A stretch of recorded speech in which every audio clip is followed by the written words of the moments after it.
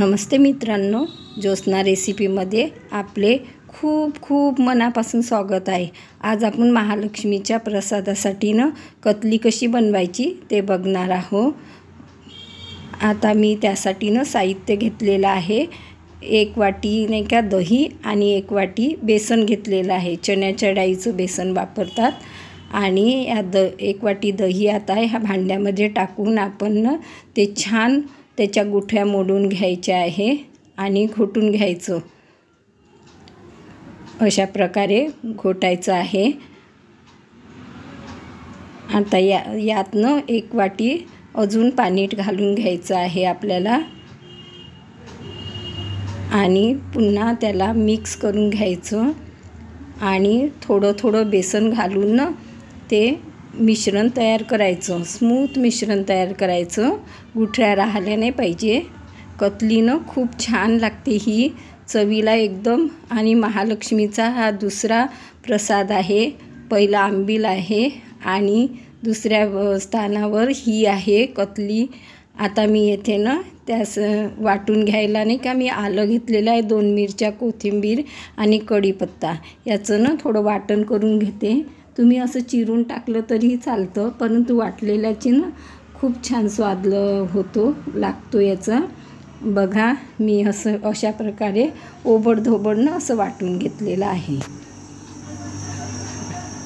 आता मी गॅसवर कढई ठेवली आहे, त्यातनं 1 चम्मच तेल गरम करून घेतलेलं आहे।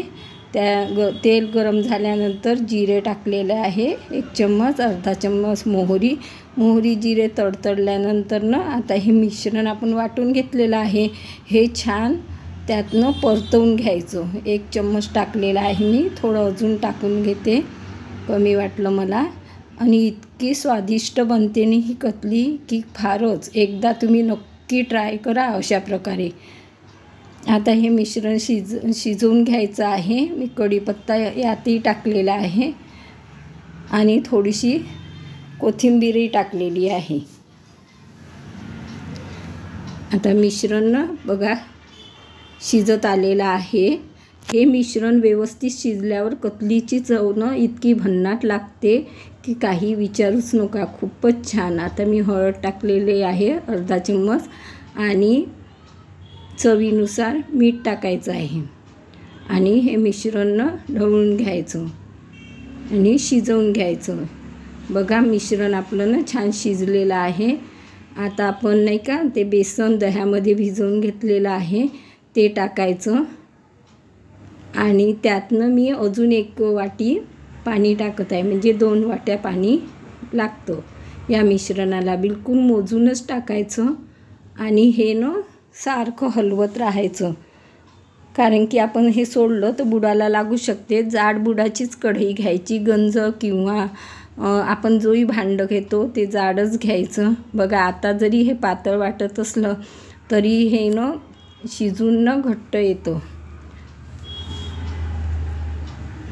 बघा आता ही आपली छान दणदणीत शिजवून घ्यायचं, शिजून तयार झालेली आहे बघा।